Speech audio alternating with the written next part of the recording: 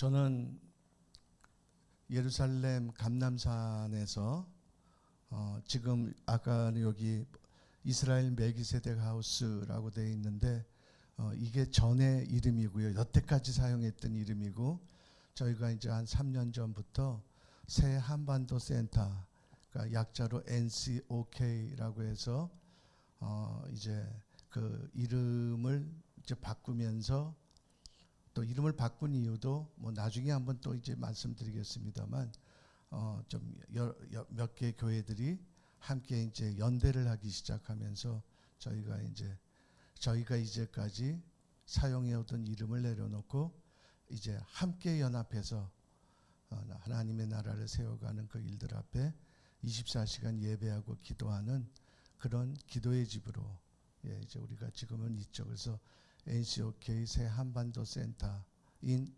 제루살렘이라고 되어 있습니다. 그곳에서 저희가 12명의 전임 간사들이 있습니다.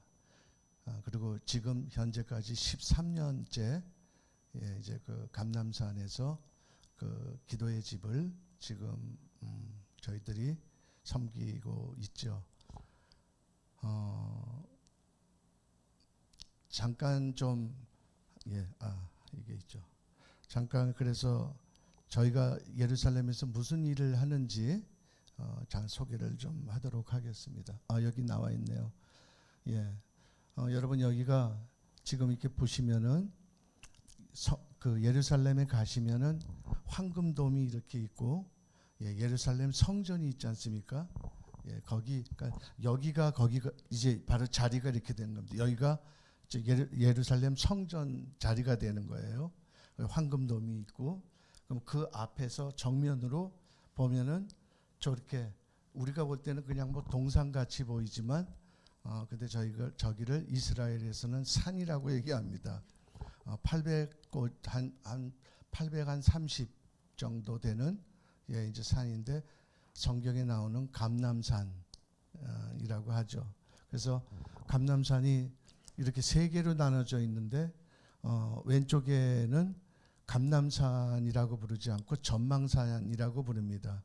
그리고 거기에는 그 여러분들도 이제 늘 들으셨을 거지만 히브리대 대학이 캠퍼스가 있는 자리가 바로 이제 전망산 자리고요.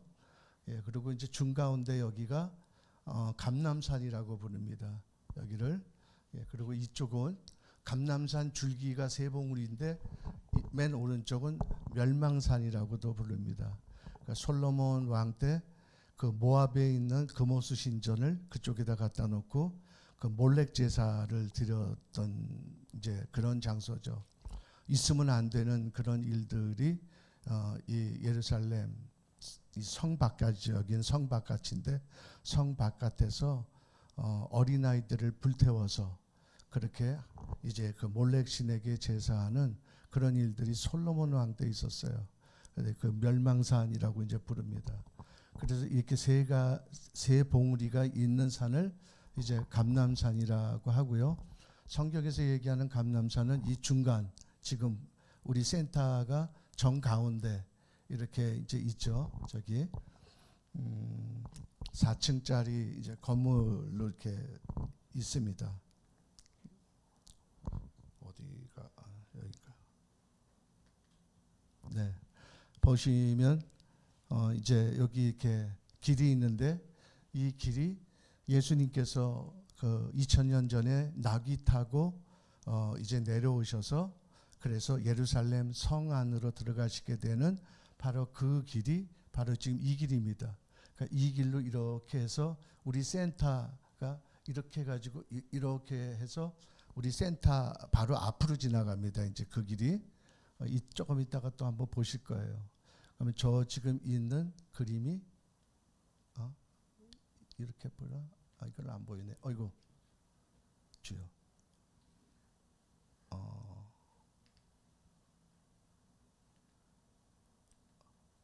이걸 어떻게 하면 될까? 예. 많이 넘어갔네요.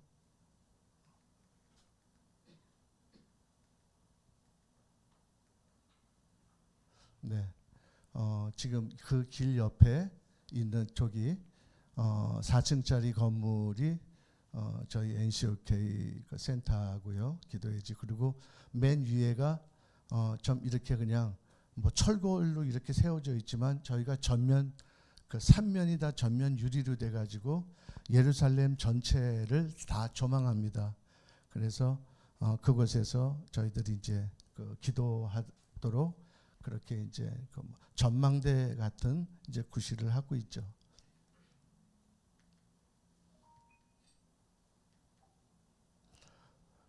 그리고 그 다음에 이제 요 건물입니다.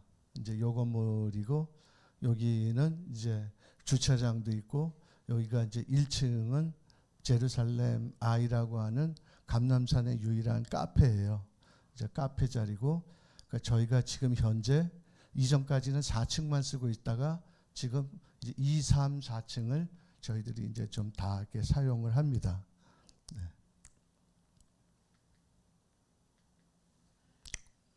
이게 안 되네. 이 길이 지금 이 길이 이제 조금 아까 얘기했던 그 아까 2000년 된 예수님께서 어린 나귀를 타고 이제 내려가시는 길의 초입입니다. 그러니까 여기가 산 정상이고요. 산 정상에서 이제 딱 내리막길. 그러니까 요 말씀이 누가복음 말씀에 있죠. 이제 어린 나귀를 타고 예수님께서 이제 그 내리막길을 시작해서 내려갈 때 수많은 사람들이 이제 그 흰 옷을 이제 펼쳐서 깔고 종려가지를 흔들고 그러면서 호산나 주의 이름으로 오시는 이여 하면서 그들이 이제 경배하던 이제 바로 그 길, 그 성경에 나오는 길이 여기서부터 시작이 되는 겁니다. 그리고 저희가 여기가 바로 이제 센터 들어가는 입구가 되고요. 여기가 기도 센터 그 내부로 돼 있습니다. 이제 그래서 저렇게 3면이 다 유리로 돼서 이제 예루살렘 올드 시티까지 전체를 다 조망할 수 있죠. 그리고 이렇게 지금 그 황금돔이 저기 보이고요. 그리고 이제 뭐 시온산성부터 사무엘 무덤까지 이제 전체를 다 이렇게 볼 수 있습니다.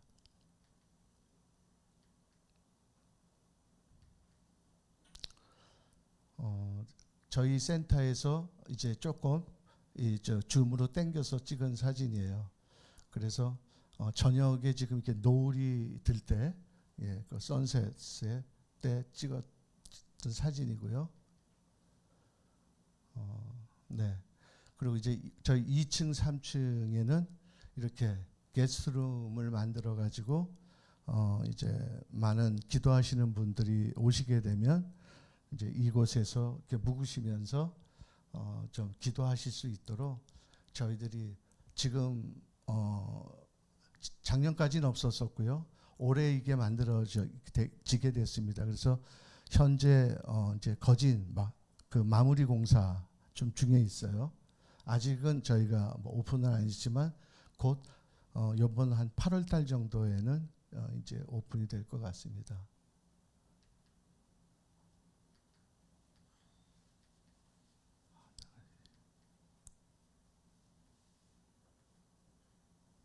네, 저희가 하는 사역은 매일 아침마다 9시에, 그러니까 아침 9시가 이제 이스라엘 시간으로요. 아침 9시를 성경에서는 상번제라고 합니다.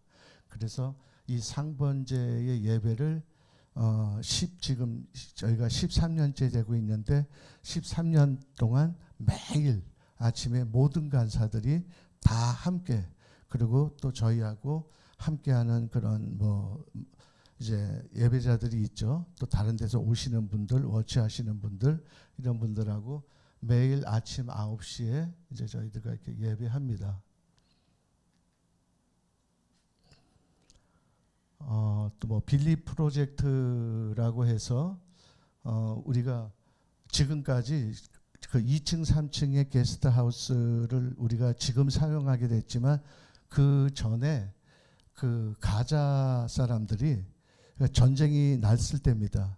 가자 사람들이 전쟁이 나서 이제 가자로 복귀하지도 못하고 여기에 있는 이 사람들이 우리 센터 옆에 그 아랍 큰 병원이 있거든요. 종합병원 같이. 그러니까 그 이스라엘에서 유일하게 이제 대학병원이나 우리 뭐 암센터 병원 같이 중병을 고칠 수 있는 유일한 병원이에요. 그래서 이제 많은 팔레스타인 사람들이 와서 이제 그 치료를 받고 또 수술도 하고 하는데 가자에 있는 분들이 이제 이렇게 이제 아주 중병이 걸려가지고 수술을 하지 않으면 안 되는 분들만 이스라엘에서 허가를 해줘가지고 예루살렘까지 가자에서부터 예루살렘까지 와서 이분들이 치료를 받고 있어요. 근데 우리나라처럼 간병인 제도가 돼 있지 않으니까 이제 뭐 예를 들면 뭐 남편이 아프면 아내가 오고 아내가 오면 또 뭐 남편이 온다든가 아니면 뭐 동생들이 온다든가 어떻든 가족들이 간병을 합니다. 와서. 그런데 이제 가족들끼리 이렇게 다 묵을 수 있는 그런 이제 그 시설이 병원에는 안 돼 있거든요. 그래서 저희 2층, 3층에 이제 그 게스트하우스가 이 사람들이 이제 그 제 돈을 내고 그리고 이제 이 사람들이 뭐 간병도 하고 태어난 사람들은 가자에 전쟁 중이라서 가지 못하니까 이제 여기에서 같이 살고 그래서 여기 있는 분들은 전부 다 이제 그 환자들이에요. 근데 저희가 얼굴을 조금 더 이렇게 희미하게 이제 만들어 놓은 것은 저희들이 이스라엘 사역을 하면서 가자 사람들을 좀 이렇게 뭔가 접촉을 하고 돕는 것을 이스라엘 정부가 알면 어떠한 우리 안에 또 정치적인 불이익이 있을 수 있기 때문에 저희가 이렇게 얼굴도 좀 이렇게 희뿌옇게 해놓고 이제 그렇습니다.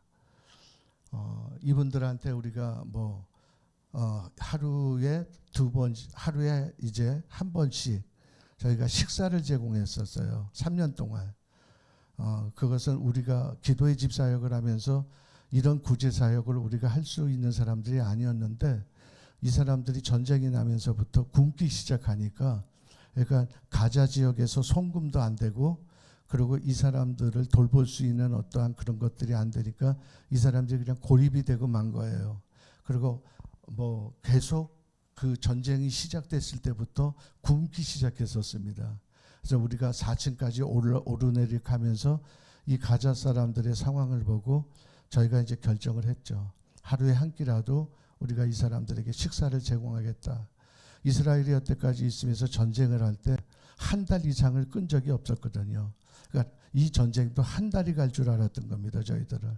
그래서 그동안까지라도 좀 이 사람들에게 먹을 걸 제공하자 해서 우리들이 이제 시작을 한 건데 그게 3년이 걸린 겁니다. 네, 이제 이렇게 뭐 이제 저희가 과일도 이스라엘 그 팔레스타인 사람들은 닭고기를 굉장히 좋아하는데 닭고기를 이렇게 불에다가 직화를 해가지고 저렇게 그냥 막 시커멓게 태워서도 저걸 너무 잘 먹어요. 저런 거를. 예. 건강상 안 좋을 것 같은데 우리 같이 만들어주면은 안 먹습니다. 늘 저렇게 먹어 버릇을 해가지고. 예. 우리가 하는 일 중에 가장 큰 주제는 연합에 대한 주제를 가지고 이렇게 움직입니다.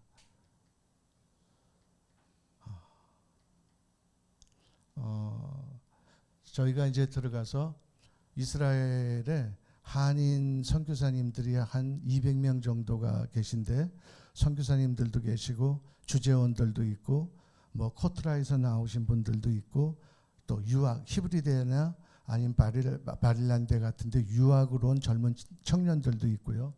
이런 분들을 다 해서 한 200명 가족까지 하면은 훨씬 더 되죠.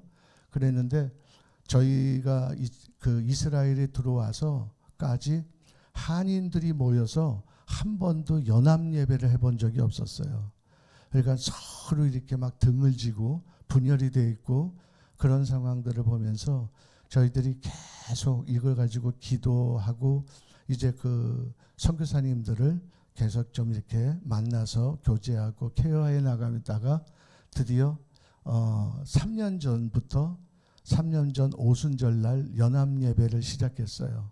그래서 30년 만에 처음 있었던 바로 그 연합 예배의 광경입니다.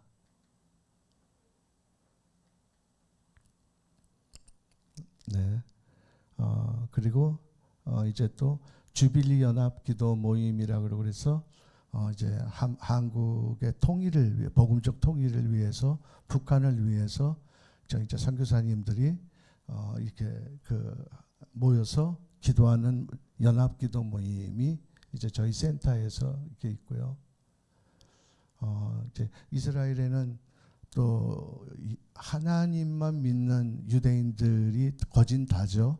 그리고 예수님을 믿는 유대인들을 우리가 메시아닉 주이시라고 하는데, 이 예수님을 믿는 메시아닉 주이시 분들과 계속적으로 우리가 함께 예배도 하고 교류를 합니다. 사역도 함께 하고요. 전도도 하고 이제 그렇게 하는데, 여기에 메시아닉 주이시 연합회라고 하는 이제 그 큰 단체가 있어요.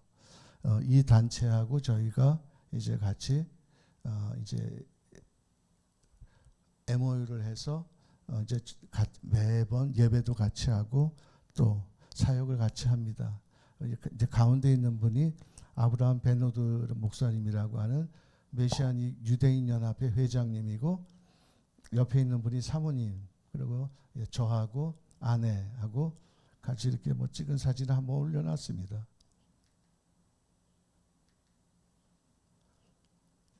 요 전 사진은 이제 또 메시아닉 주이시 안에 이제 그 킹 오브 킹스라고 하는 그런 사역이 그 예루살렘 안에 크게 있어요.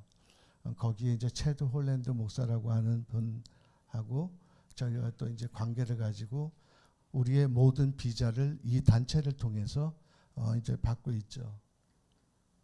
한국에 이번에 3월달에 이제 들어와서 이제 그 세미나를 킹 오브 킹스에서 준비하려고 하다가 그때 또 이란 전쟁이 걸려 들어가 가지고 모든 항공 스케줄이 취소가 되는 바람에 한국에 못 오셔서 이제 그 체드 목사님이 오시는 것이 무산되고, 저희가 그날 한 300명 정도가 모여서 같이 이스라엘과 이란을 위해서 기도하는 시간들로 가졌던 적도 있습니다.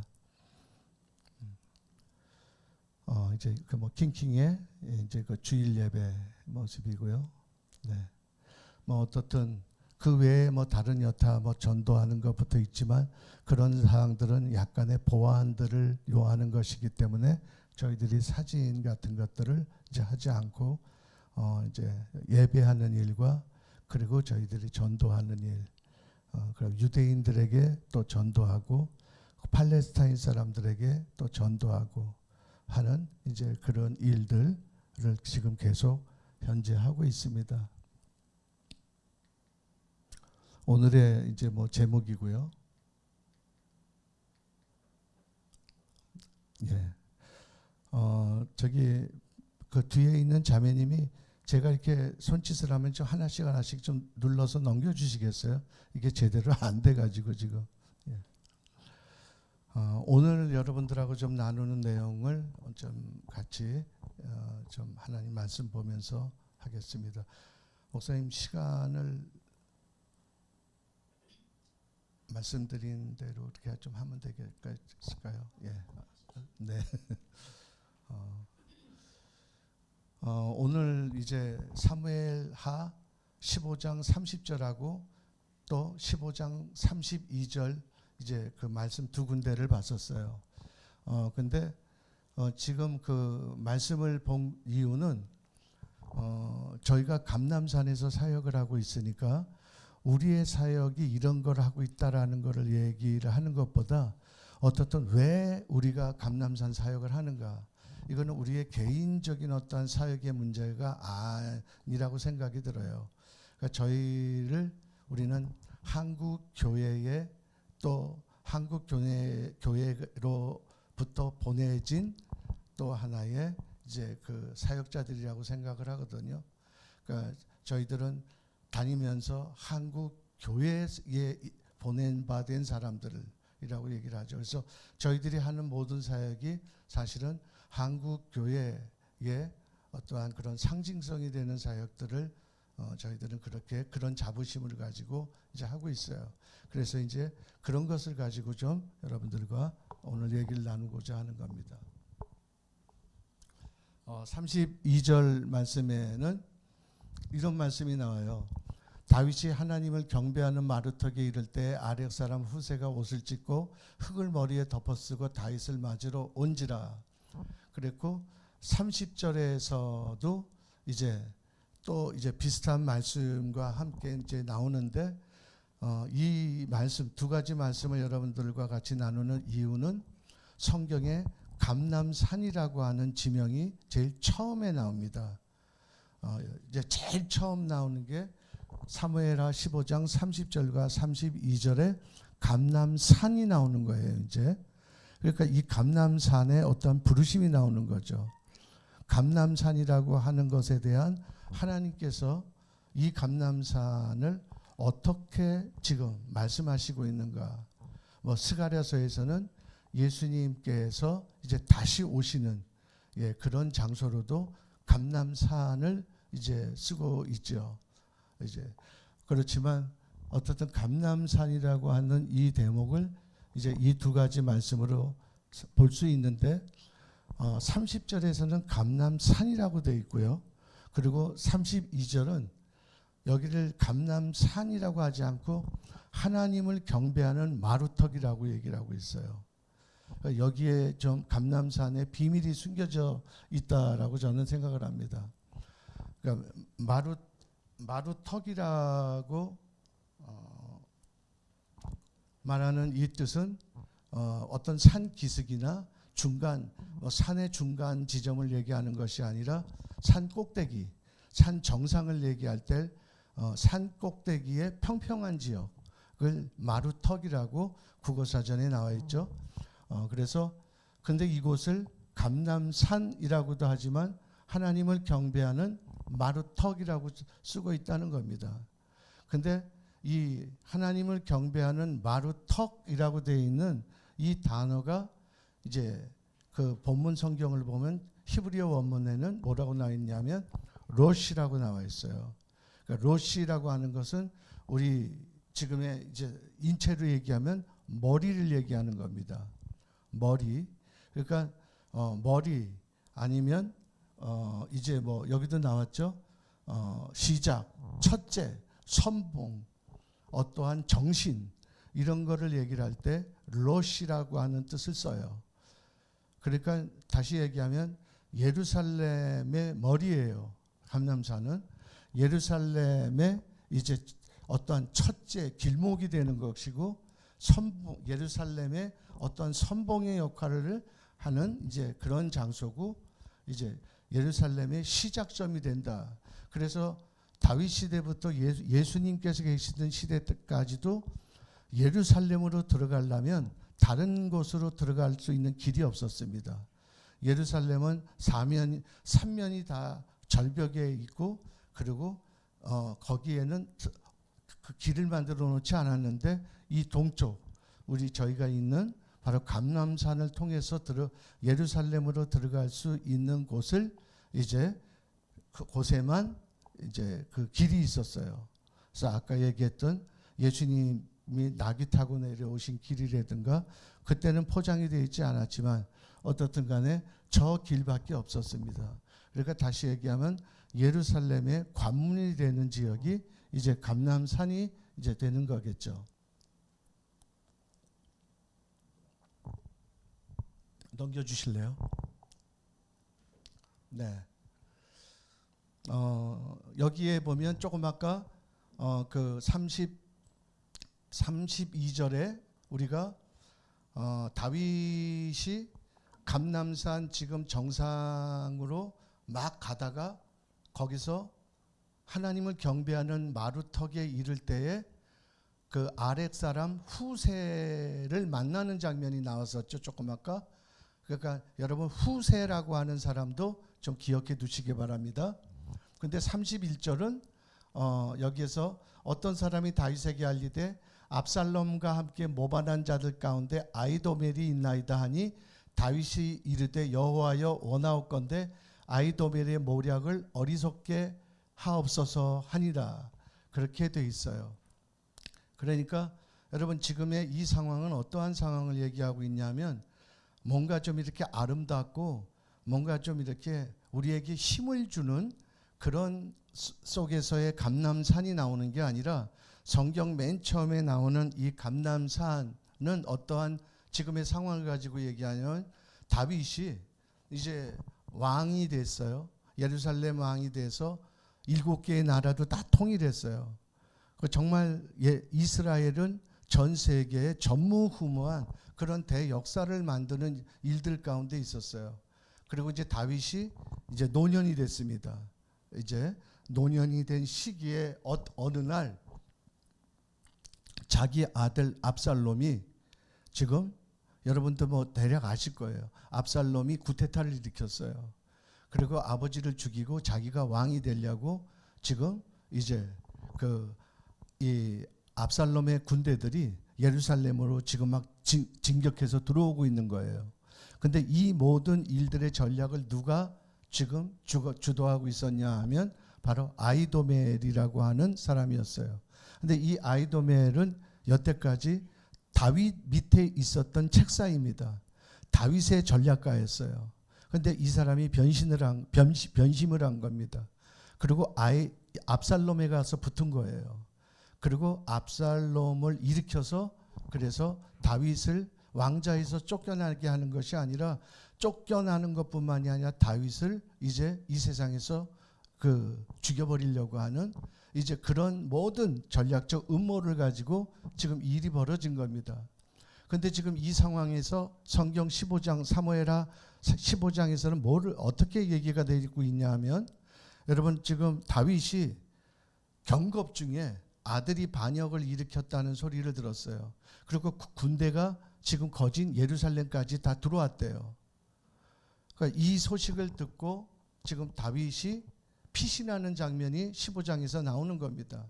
근데 그 피신하는 장면이 왜 우리에게 오해를 주는가 하면 그가 지금 옷도 제대로 입지 않고 그래서 막 옷도 풀어 헤친 채 그리고 머리도 이것을 갖다가 잘 왕이니까 머리를 갖다가 잘 뭔가 이렇게 정지하지도 않고 산발이 된 채 그래서 지금 감람산으로 뛰어 올라가고 있는 장면이 나올 때 성경에서는 그리고 신도 신지 않고 맨발로 얼마나 급했으면 그래서 우리가 이것을 가지고 얘기할 때 다윗이 너무 지금 급했구나.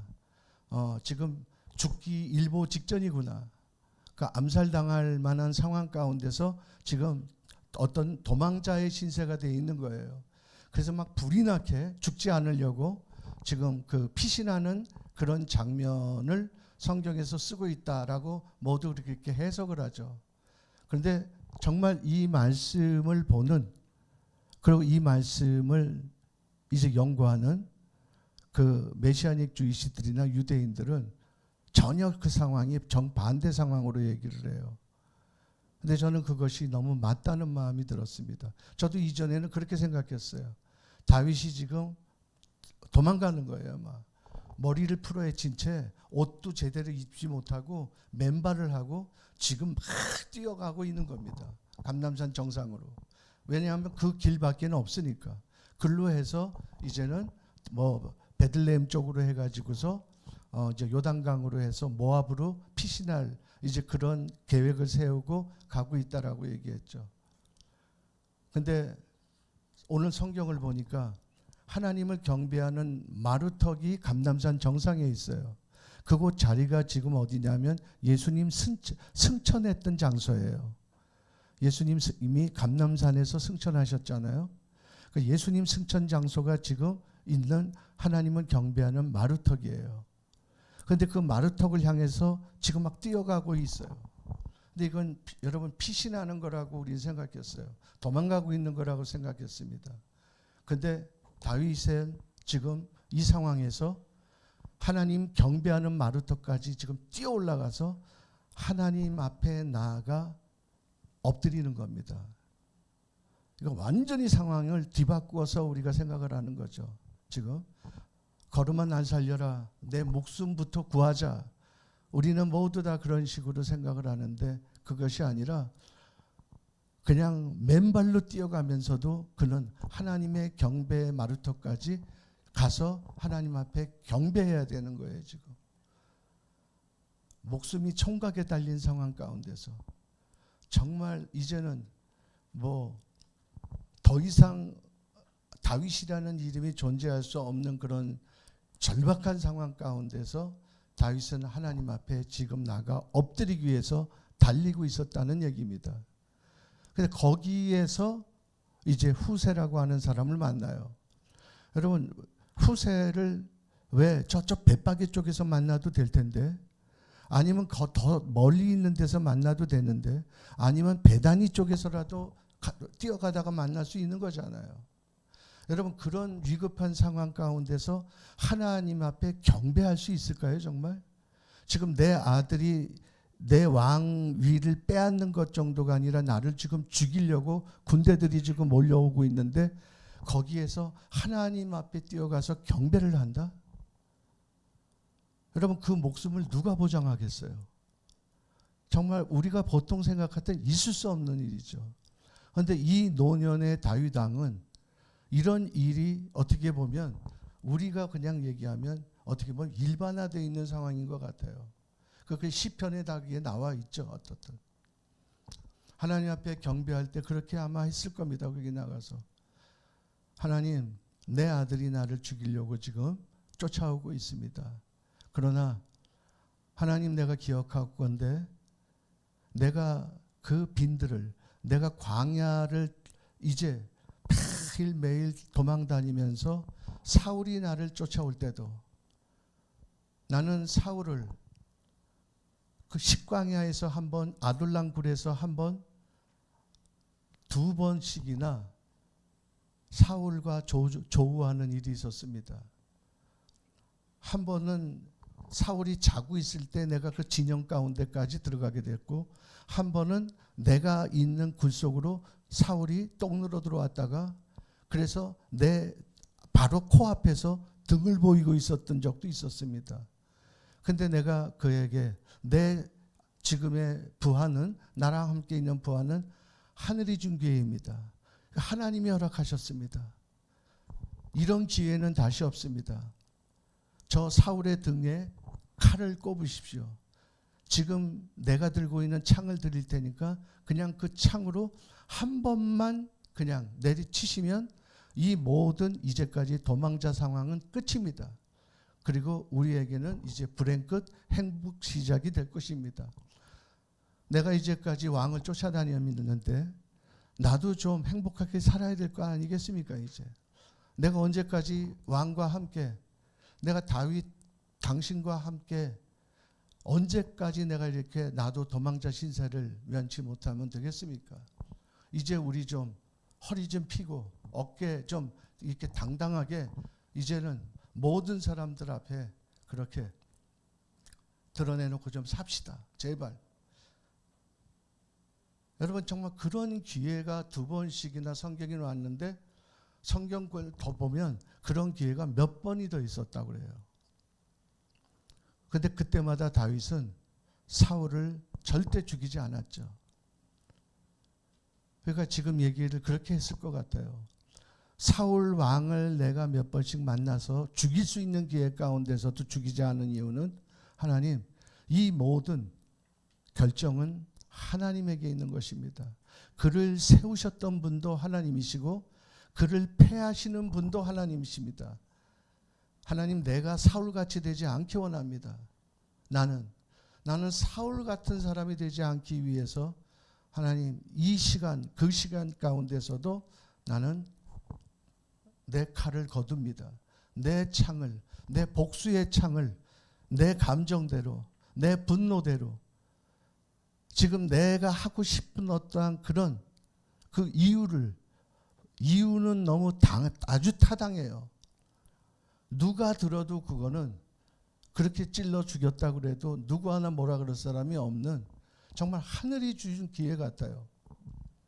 근데 나 그렇게 안 했습니다.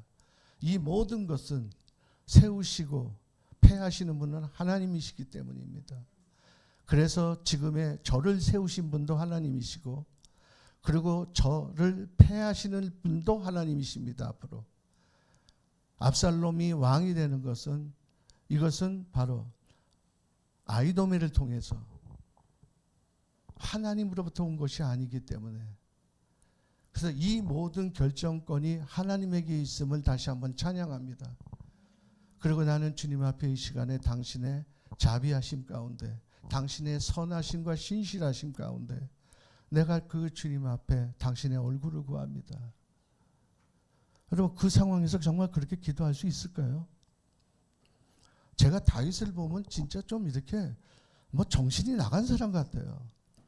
우리가 지금 이 상황에서 정말 뭐 생각해 보질 필요도 없이 그냥 그렇게 그냥 자동적으로 할 수 있는 일들을 다윗은 그렇게 한 번도 하지는 않았어요. 근데 거기에서 후세를 만납니다. 그래서 그 후세가 다윗의 이제 책사가 돼요. 다윗의 전략가가 돼요. 그래서 이제는 이 감람산에서 아이도멜의 전략과 후세의 전략이 맞부딪히는 겁니다. 그리고 여러분 아시는 것처럼 아이도멜이 며칠 있다가 죽어요. 후세의 전략에 밀려서 죽어요. 그리고 다시 압살롬이 죽습니다.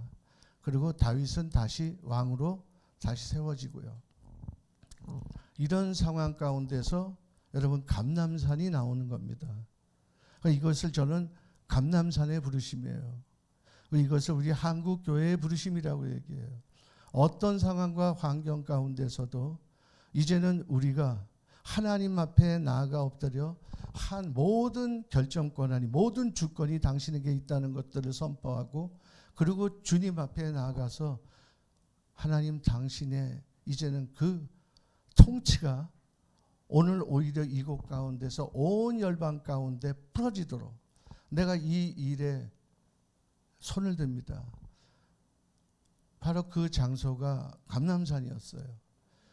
그래서 지금 우리는 그 이스라엘 다윗과 함께 어떻게 보면 후세 같은 이런 전략으로 이제는 함께 연합해서 하나님 주시는 정말 이 부르심의 마지막 때를 이것을 어떻게 이루어갈 것인가, 그것을 매일 주님 앞에 나아가 이제 구하는 그런 감람산의 부르심을 이제 감당하고 싶은 겁니다.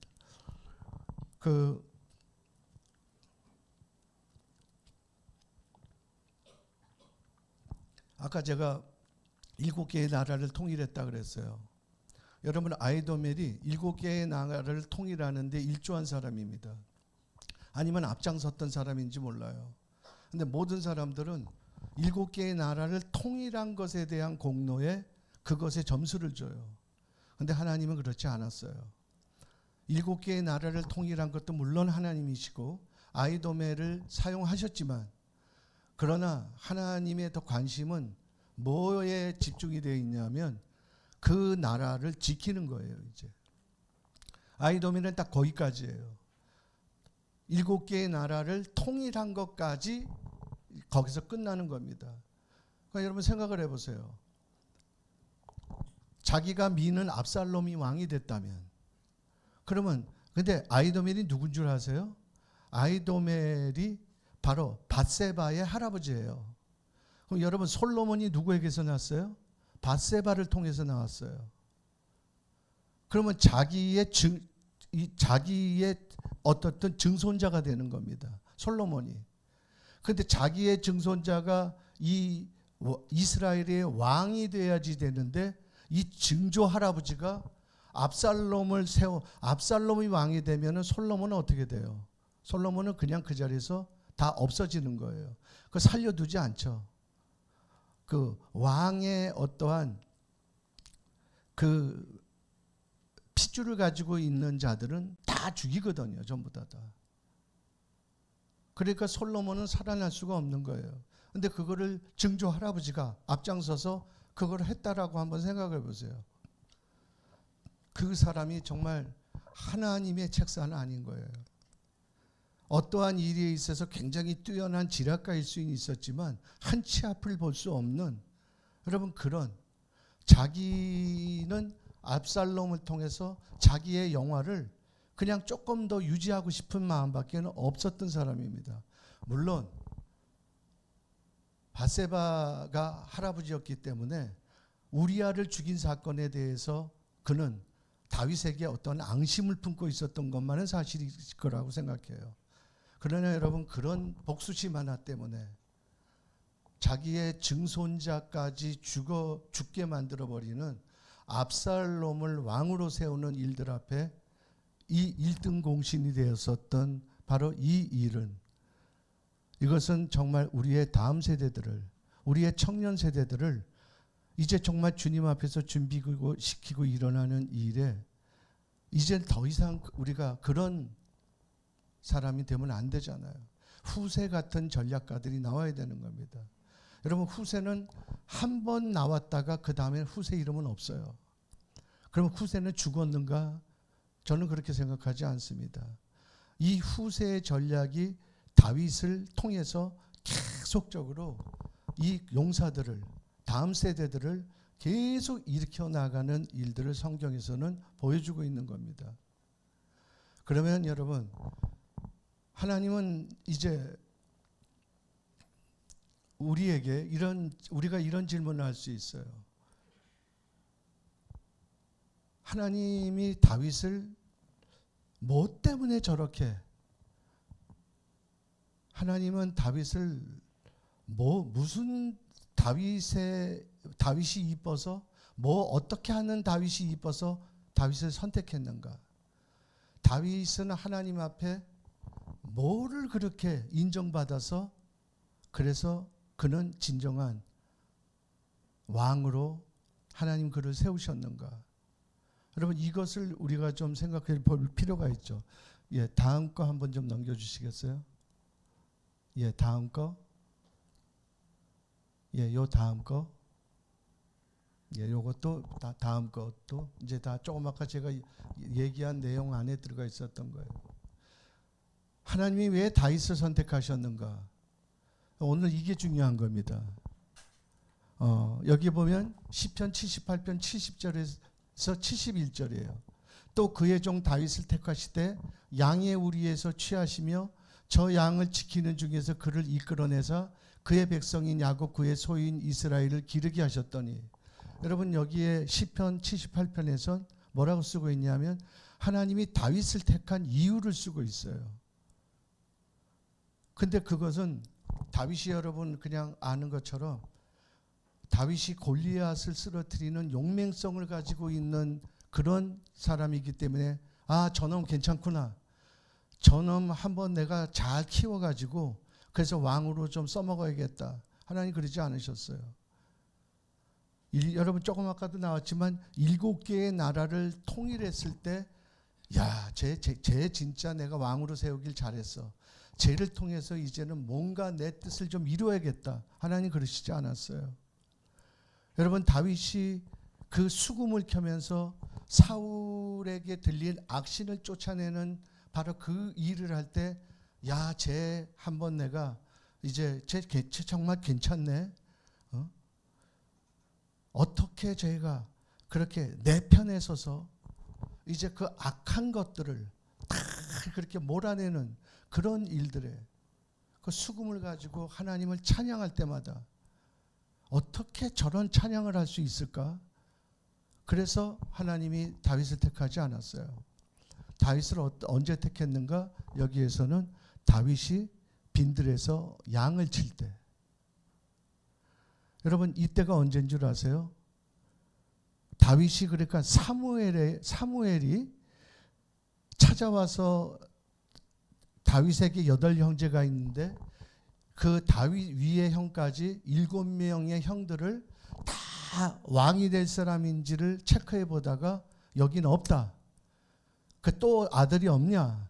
그러니까 나중에 막내 하나는 있는데 걔는 지금 빈들에 우리 양을 치고 있어. 걔는 볼 것도 없어. 해당 사항이 없어. 이새가 그렇게 얘기하죠. 근데 그 아이를 데리고 와라. 근데 다윗을 그때 이제 이 사무엘이 보고 기름을 부은 거예요. 이제 네가 곧 이스라엘의 왕이 될 사람이다.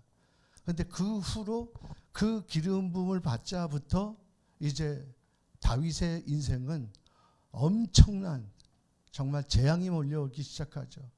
온 이스라엘을 정말 그 모든 굴이랑 굴은 다 도망다니고 온 광야를 다 도망다니고 그리고 뭐 모압을 갔다가 그랄을 갔다가 뭐 어떻든 온갖 나라들에게 숨어 다니면서 사울에게 계속적으로 쫓겨다니는 시간이 여러분 헤브론 왕이 될 때까지예요.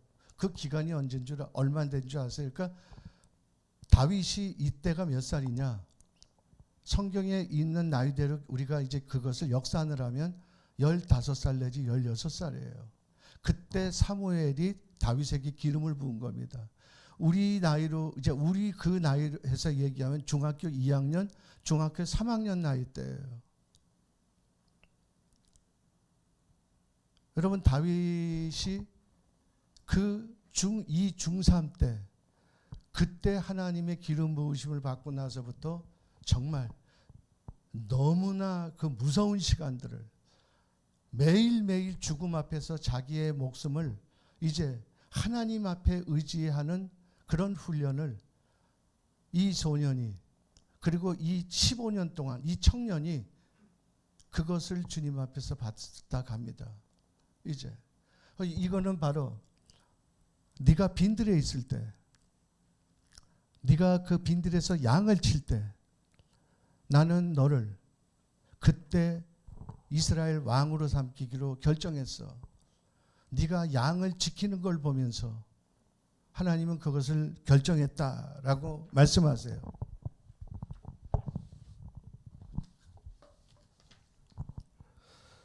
자, 여러분 이스라엘은 계급사회예요.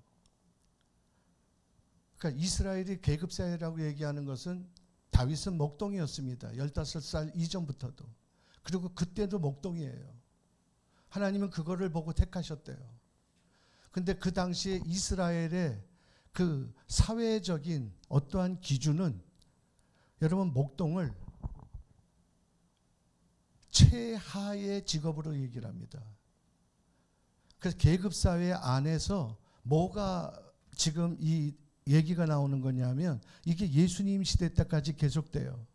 목동은 어떠한 법정에서 어떠한 일들을 증언하는 증인의 자격을 가질 수가 없어요. 목동이 얘기하는 얘기는 증인으로서의 채택이 안 돼요. 그럴 만큼 그 사람들은 사람의 대접을 받지 못했던 사람입니다. 그 사회 안에서는. 근데 여러분 그러고 나서 이제 예수님 때 예수님이 이 땅에 아기 예수로 오세요. 근데 그것을 맨 처음에 누구에게 고지를 하죠? 예수님 만왕의 왕이 지금 이 땅에 오셨다라고 하는 것을 천사들이 누구에게 고지를 하죠? 여러분 목동들에게 고지를 하죠. 빈들에 있는 목자들에게 얘기를 하는 겁니다. 그 사람들이 어디에 가서 지금 예수가 이 땅에 오셨대. 우리가 기다리던 메시아가 오셨대. 그 말을 어떤 누구도 귀담아 듣지 않는 사람들에게 한 겁니다. 왜 그 당시에 여러분 정말 엘리트들이 왜 없었겠어요? 수많은 정말 모든 사람들에게 인정을 받을 수 있는 자리에 있는 종교인들이 얼마나 많이 있었겠어요. 그런데 예수님이 이 땅에 오실 때 하나님이 왜 그렇게 하셨을까요? 증언 때에 서도 그 증언을 해도 그 증언했다라는 것을 가질 수 없는 자격을 가진 자가 그 당시에 목동이라는 겁니다. 그런데 하나님은 그가 목동일 때 이제 이스라엘의 왕으로 그를 삼기로 그렇게 택하셨대요. 72절 말씀, 요 다음 말씀 한번 보시겠어요? 이에 그가 그들을 자기 마음의 완전함으로 기르고 그의 손의 능숙함으로 그들을 지도했다. 여러분 여기에서 그의 손의 능숙함으로 그들을 지도했다. 어떤 걸 보고? 여러분 능숙함이라고 하는 것은 이건 훈련을 받아야 되는 거예요. 그래서 예를 들면 다윗의 돌팔매 같은 거, 골리앗을 쓰러뜨리는 그 돌팔매를 어느 날 갑자기 그냥 휙 던졌는데 여기에 가가지고 맞은 게 아니에요. 얼마나 그것에 대해서 연습을 했는지 모릅니다. 목동 때. 왜냐하면 맹수들이 이 양들을 탈취하니까 맹수들을 대적하기 위해서는 정확한 돌팔매를 해야 되는 거예요. 그래서 그 손의 능숙함으로, 이거는 훈련받는 겁니다. 그런데 오늘 제가 얘기하고 싶은 것은 여러분 자기 마음의 완전함으로 그 양들을 길렀대요. 그런데 이 완전함에 오늘 초점을 맞추면서 여러분들하고 좀 얘기하고 싶은 거예요. 이 마음이 완전하다라고 하는 것은 개정개혁이고요. 근데 우리가 개정개혁을 쓰기 전에 개혁 한글을 쓰면 보면 마음의 성실함으로 돼 있어요. 성경이. 우리 성경에. 그러니까 마음의 성실함으로 이제 하나님이 그 양들을 길렀다는 것 때문에 하나님이 다윗을 택했다는 거예요. 근데 이게 완전함, 성실함, 이 뜻이 히브리어로 톰이에요. 톰이라고 그래요. 근데 그 뜻을 찾아보면 여러분 정말 도덕책에나 나오는 것 같은 그런 뭐 근면, 성실, 정직, 뭐 순결, 청렴, 정말 우리가 그 이 중에 어떤 것 하나도 따라가기가 힘든 정말 그런 아주 바른 생활을 하는 사람들에 대한 교과서 같은 책이, 교과서 같은 단어가 톰이래요. 누가 이걸 따라하겠어요? 근데 이 뜻은 더 나가서 무슨 뜻이냐면요. 여러분 근면한 사람이 있잖아요. 근데 근면하면서 성실한 사람이 있을까요? 얼마나 될까요? 근면하면서 정직한 사람은 얼마나 될까요? 근면하면서 성실하면서 정직하면서 청렴한 사람은 또 얼마나 있을까요? 이렇게 다 하지만 거기에 순결까지 들어가 있는 사람은 과연 있을까요? 여러분 이렇게 살아야 된다 그러면 우선 저부터 여기에 해당 사항이 없어요. 저는 이런 사람이 아니거든요. 더군다나 15살, 16살 때 그 나이에 저는 정말 그때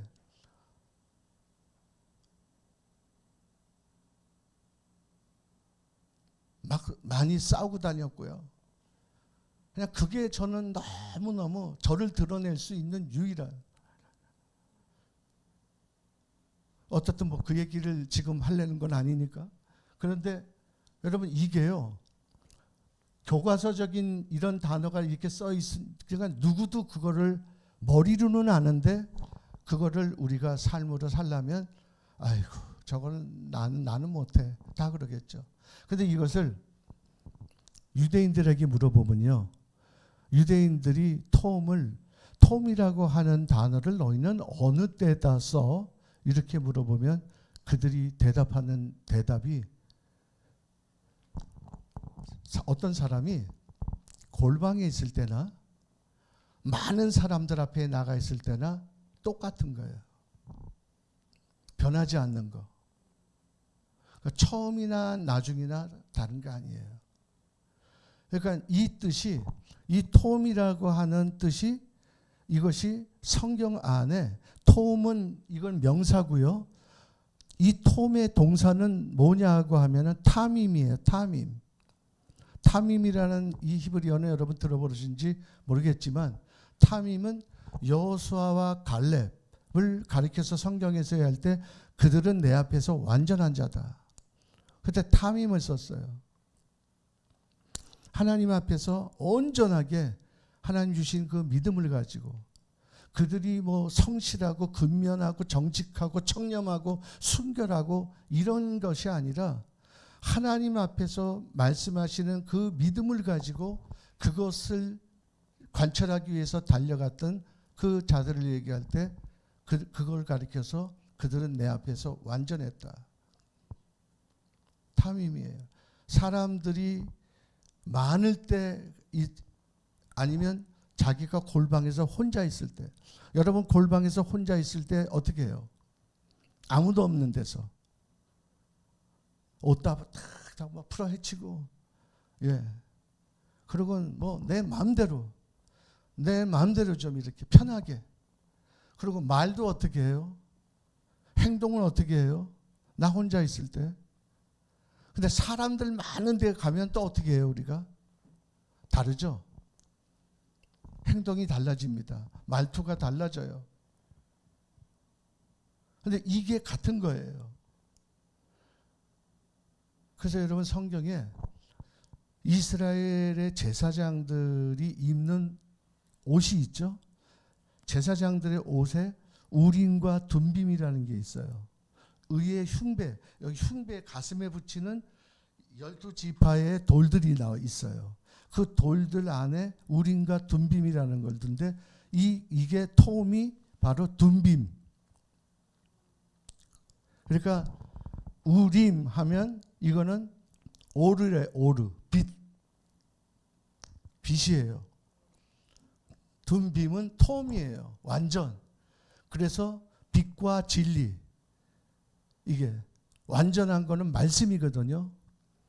그러니까 제사장들의 가슴에다가 이건 빛과 진리를 가슴에 품고 다니라는 거예요. 그래서 하나님의 온전한 말씀 앞에 이제 자신의 삶을 구속시키는 것, 그것을 위해서 이제 몸부림하는 것. 그렇게 되지 않는 것은 어쩔 수 없지만 아직은, 그러나 적어도 그렇게 되려고 내가 매일매일 그것에 대해서 이제 주님 앞에서 나를 훈련시켜서 달려가는 것. 여러분 그것은 톰이라고 얘기해요. 완전히 뭔가 퍼펙트한 삶을 살아가는 완전한 것을 얘기하는 게 아니에요. 그것을 향해서 달려가는 사람들, 톰이라고 얘기해요. 그런 사람들이 이걸 붙들고 살아가기 시작할 때 여러분 같아요. 저 같은 목사는 뭐가 제일 문제냐면요, 내가 설교하는 것과 내가 살아가는 것과 같아야 되거든요. 난 이게 제일 걸림돌이에요. 내가 아무리 말씀을 뭐 제대로 잘 전한다고 한다 한들 내 삶이 그것대로 따라주지 않고, 내 삶은 나 혼자 있을 때 내가 하는 것들, 내가 집에서 하는 것들, 많은 사람들 앞에 나와가지고 양복 입고 뭐 하나님 어쩌고 저쩌고 하는 이 것들과 내가 다르들 때, 여러분 저는 그러면 톰의 자격이 없는 거예요. 그러니까 저도 이 의미를 알고부터 이제는 달려가는 거예요. 어떤 사람이 회사 돈은 지 멋대로 막 쓰면서 마음대로 자기 주머니에 있는, 지갑에 있는 돈은 아주 그렇게 자기 돈은 너무 아끼면서 회사 돈은 마음대로 쓰는 일이 있다면 여러분 이런 것도 다 해당 사항이 있는 겁니다. 똑같은 겁니다. 하나님 보시고 계시는 거니까. 이런 여러분 우리가 세상을 보는 관점, 세상을 보는 관점을 우리가 세계관이라고 얘기를 해요. 보통. 그러니까는 이 세계관, 세상 만물을 보는 관점에는 이 히브리 사상에는 뭐가 두 가지가 있냐면, 하나는 이 히브리적 사상과 헬레니즘 사상이 두 가지가 나와요. 이게 다 우리도 다 똑같이 돼 있어요. 이게 전 세계에 나타나는 두 가지 하나의 사고를 얘기하는 겁니다. 그런데 헬레니즘적인 사상은 그냥 간단하게 얘기하면 뭐를 얘기하냐 하면, 여러분 이거는 과정이 중요하지 않아요. 결과만 중요해요. 수단과 방법을 가리지 않고 결과만 좋으면 돼요. 이런 헬레니즘 사고 가운데 이게 빠져서 살아가는 많은 그리스도인들 안에 이런 헬레니즘적인 사상 안에 젖어 있는 사람들이 있어요. 그러니까 행동하는 것과 그 교회에서와 바깥에서의 이런 행동이 다른 이유가 다 이런 걸 얘기하는 거예요. 톰에 대한 얘기예요. 그런데 히브리적 사상은 뭐냐 하면 결과는 중요하지 않아요. 과정이 중요합니다. 그냥 결과는 그 과정을 통해서 나타나는 하나의 산물이에요. 결과가 어떻든지 간에 과정에 충실하기 시작했을 때 그 결과는 어떻게 되든지 그것을 갖고 얘기하지 않아요. 어떻게 살고 있는가, 무엇을 붙들고 어떻게 어떤 생각을 하고 어떻게 하나님 앞에서 살아가나. 여러분, 이게 우리가 얘기하는 히브리적인 관점과 헬레니즘 관점의 차이예요. 그래서 이제 여러분 한번 보시면 사무엘에게 이제 기름을 부음을 다윗이 받았어요. 근데 받기 전에 자기는 빈들에 있었어요. 양을 치고 있었어요. 그리고 자기 형들은 다 집에 있어요. 좋은 옷 입고 이 기회에 어떻든 기름 부음을 받기 위해서 나름대로 다 이제 사무엘에게 눈도장 찍기 위해서 뭐 온갖 말도 다 준비하고 우리가 면접 시험 보는 것처럼 그렇게 다 나름대로 준비를 하고 있었겠죠. 7 형들은 다. 다윗은 그것도 모르고 그냥 빈들에 나가서 양을 치고 있었던 거예요. 그런데 그거는 왜 이런 일이 있었는가에 대한 걸 가지고 이제 우리가 얘기를 더 들어가서 본다 그러면 이 지금의 다윗은 한마디로 얘기를 하면 아버지에게 버림받은 사람이에요. 막내인데, 제일 이뻐해야 될 막내인데,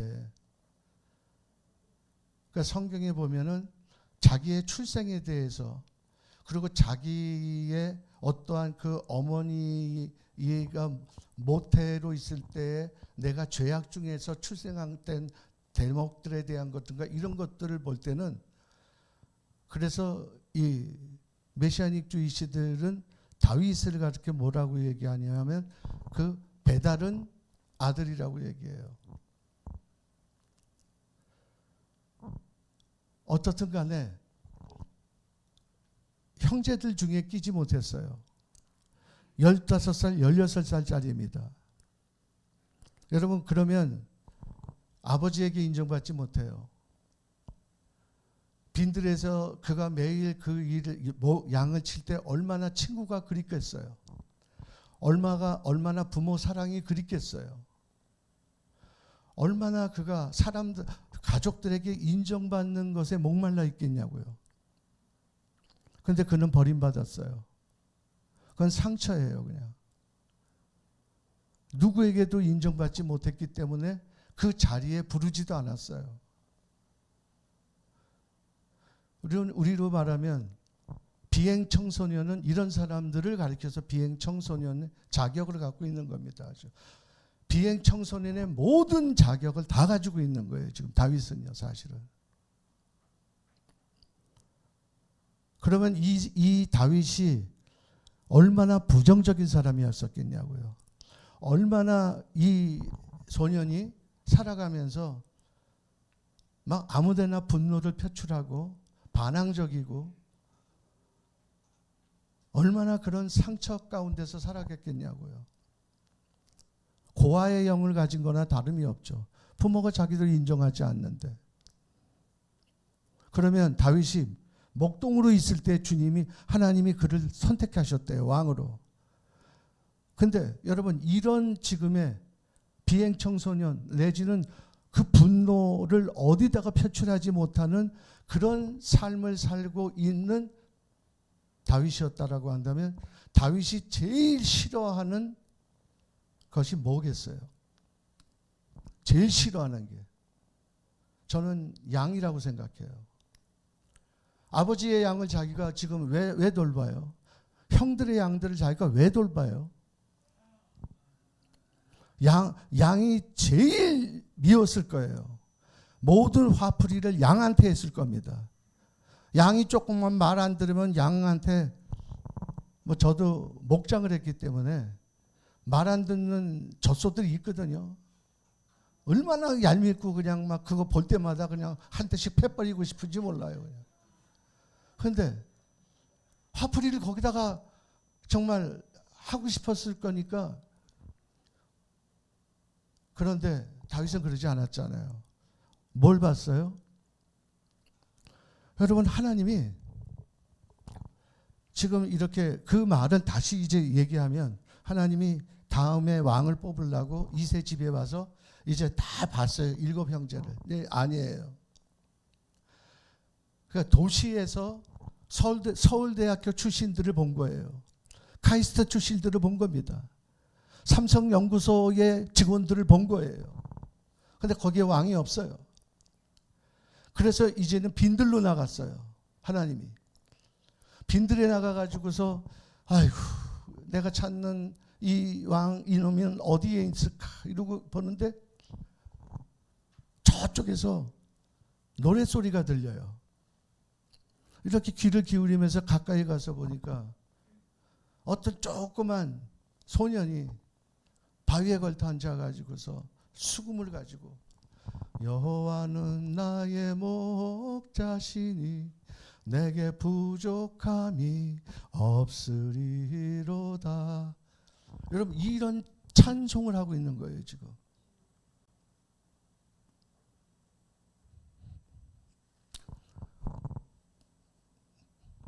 난 이 생각만 하면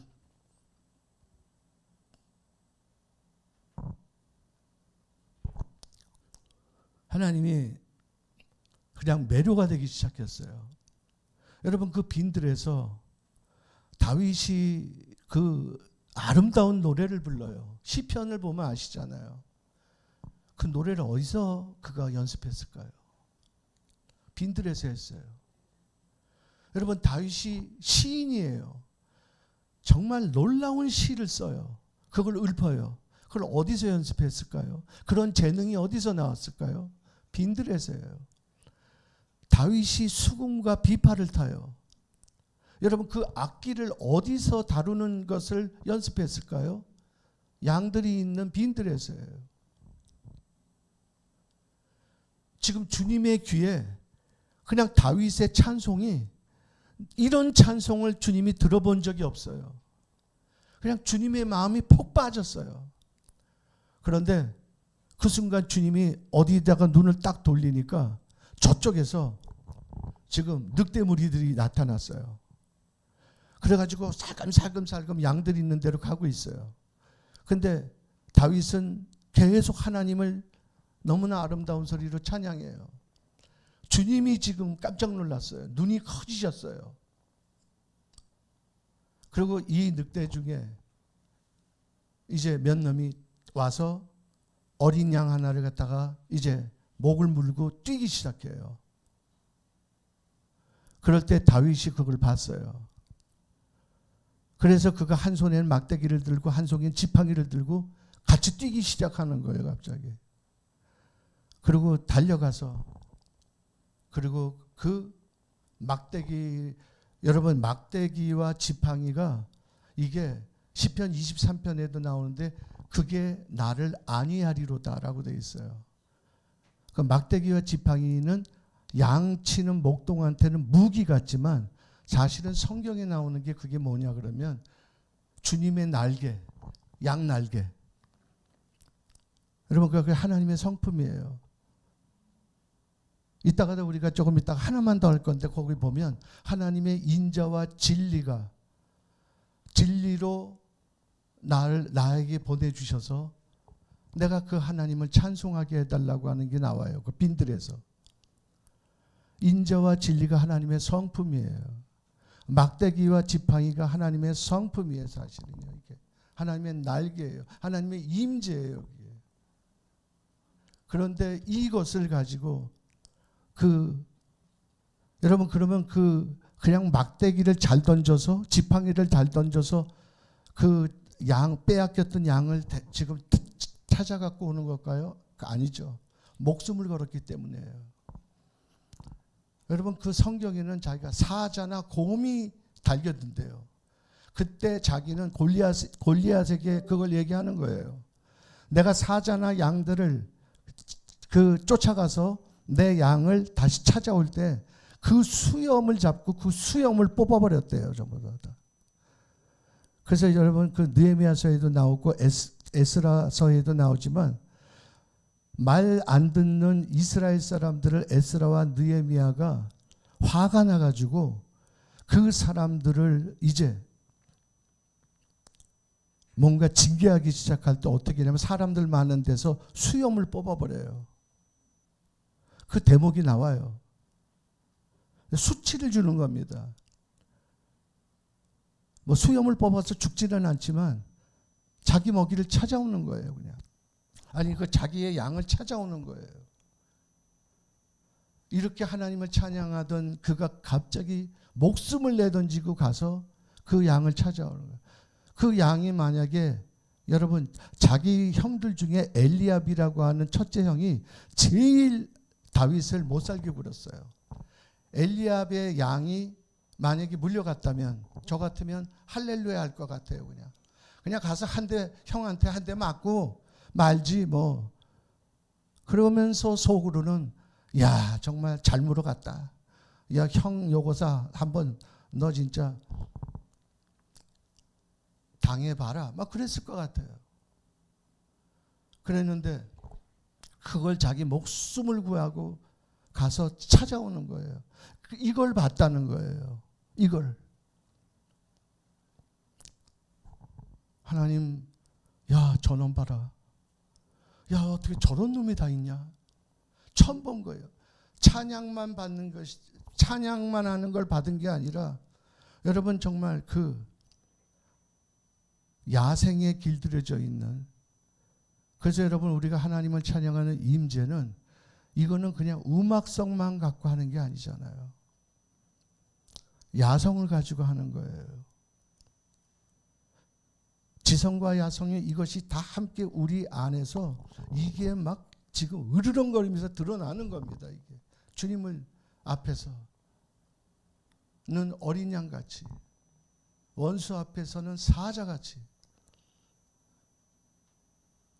여러분 이게 하나님이 다윗을 왕으로 삼은 이유예요. 자, 말씀 하나만 더 볼게요. 다음 한번 보여주실래요?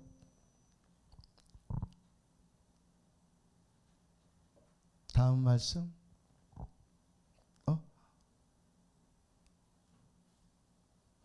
57편, 시편 57편 말씀이 있죠. 없나요?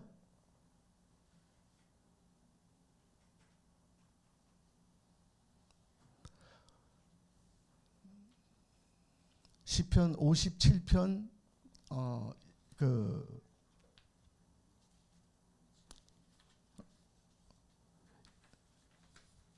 자 6절입니다. 시편 57편 6절 말씀을 보시면 이런 말이 나와요.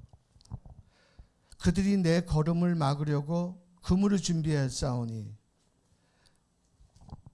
여러분 여기에서 이제는 사울의 군대가 다윗을 이제 잡기 위해서 창과 칼만 쓰는 게 아니라 활을 가지고 다니는 정도가 아니라 그물을 준비해 가지고 다닌대요. 이것을 하나님 앞에 그가 토로하는 겁니다. 하나님, 저 사울의 군대가 나를 잡기 위해서 창과 칼과 활이 아니라 이제는 그물까지 갖고 다녀요. 내가 멧돼지입니까? 내가 여우예요? 내가 무슨 날아다니는 새예요? 저들이 나를 잡기 위해서 그물을 준비했대요. 근데 여기서 그물을 준비했다라고 하는 히브리어가 여러분 쿤입니다. 쿤. 한번 해주세요. 쿤. 예. 그런데 이제 7절을 한번 봐주세요. 7절. 자, 어떤 분이 그러면 한번 좀 크게 읽어주실래요? 57편 7절.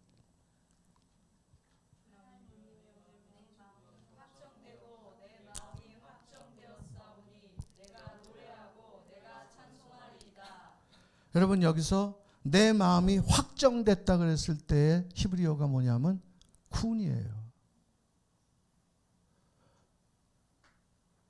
그러니까 이 말은 뭐냐면 저들은 나를 잡으려고 지금 그물로 나를 잡기 위해서 하고 있거나 나는 이 시간에 하나님 당신을 붙들기 위해서 나는 내 마음을 당신 앞에 고정합니다. 그래서 나는 당신을 잡기 원합니다. 저들은 나를 잡기 위해서 쿤을 가지고 있지만 나는 이 쿤을 하나님께 사용합니다. 그래서 나의 눈을 하나님께 고정합니다. 나는 하나님의 얼굴을 봅니다. 여러분, 마음이 한 번 확정된 게 아니에요. 어디에서? 아둘람 굴에서. 그런데 이것을 1절, 2절, 3절 쭉 보시면 여러분 그것을 하나님의 성소라 그래요. 성소. 여러분 거기가 어떻게 성소예요? 지금 사울에게 막 쫓겨다니는 이 위급한 상황 가운데서 지금 숨어다가 가는 이 도망하러 다니는 다윗이 그것도 15살, 16살짜리가 57편 1절인가 보시게 되면은 지금 폭풍이 지나가나이다라고 하는 단어가 있죠. 여러분 그게 뭐냐 그러면 모래바람이에요. 모래바람, 광풍. 3,000명의 특공대가 여러분 다윗을 잡기 위해서 광야에서 뛰기 시작하면 여러분 그 지역 전체가 모래바람, 그냥 광풍이 일어요. 얼마나 무섭겠어요. 이 중학교 2학년, 3학년밖에 되지 않는 이자가 3,000명이 지금 자기를 잡기 위해서 막 광야를 뛰어서 이리 갔다 저리 갔다 하는 데서 그리고 자기를 잡기 위해서 그물까지 준비해 가지고서 이제 다니는 데서 하나님 내가 오늘 내가 이 성소에서 그리고 거기에 또 말씀에 보면 나와 있죠. 주님의 날개 그늘이라고 나와 있죠. 주님의 날개 그늘이 여기입니다. 이 상황이 여러분 어떻게 날개 그늘이에요. 여러분 이렇게 자기가 지금 죽게 생겼는 이 상황이 어떻게 성소가 될 수 있습니까? 하나님 지금 뭐 하세요? 나를 지금 죽이시려고 작정하셨어요? 하나님 살아계시기나 하세요? 나를 살려주셔야지. 지금 나한테 무슨 짓을 하시는 거예요? 여러분 그렇게 얘기를 할 수 있는 상황인 겁니다. 그런데 나는 하나님의 성소에서 주의 날개 그늘 아래 피합니다.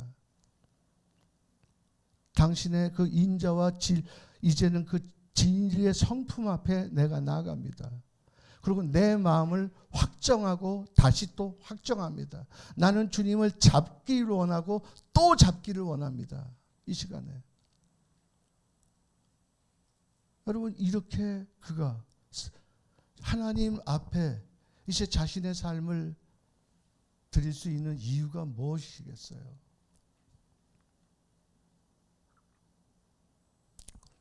사울 보고 하나님 사울이 나를 마음껏 잡으려면 잡아보라고 하십시오. 그 그물로. 나는 하나님 내가 당신을 잡습니다. 그래서 내가 삽니다가 아니라 그래서 나는 주님 당신과 함께 있기 원합니다. 이런 다윗이 왕이 되는 거예요. 여러분 이런 다윗의 세대가 정말 일어나는 것을 저희는 꿈꿉니다. 이것을 감람산에서 우리가 기도하는 거예요.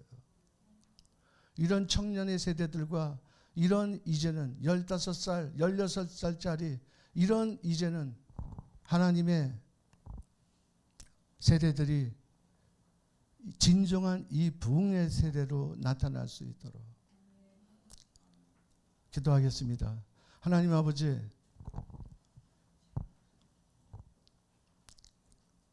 환경을 보고 배경을 보고 학벌을 보고 그 어떤 거를 볼 때마다 우리는 정말 인정받을 만한 것들이 별로 없는 것 같습니다. 뭘 하나 결정해도 제대로 우리가 정말 되는 것도 없는 것 같고 하나님이 정말 내 편이 되셔서 나를 정말 기도하는 그 모든 것들대로 그렇게 들어주시지 않는 것 같은 때가 한두 번이 아닙니다. 그러나 하나님 하나님의 이 부재 가운데서 하나님의 실제를 붙듭니다. 그래서 주님, 오늘도 당신이 나의 날개, 양 날개가 되어주시고, 당신이, 나는 오늘 당신의 지성소 안으로 나갑니다. 오늘 나는 이 자리에서 내 마음을 다시 한번 확정합니다. 그리고 또 확정합니다. 그래서 주님, 오늘도 나는 주님 앞에 그 토음으로 살기를 원합니다. 나의 그 모든 걸음과 나의 모든 행동과 생각까지도 주님, 이것이 처음과 나중이 똑같도록 하나님 우리를 붙들어 주시옵소서. 이런 하나님, 다윗의 세대들이 일어나게 하시고, 그런 다윗에게서 37명의 용사들이 일어나게 하시고, 이제는 정말 주님의 나라가 세워져 가는데, 하나님, 이런 다윗들로 말미암아 하나님이 지금 찾으시는 이제 당신의 나라가 완전하게 세워질 것을 찬양합니다. 감사드리고 예수 그리스도 이름 받들어 기도합니다.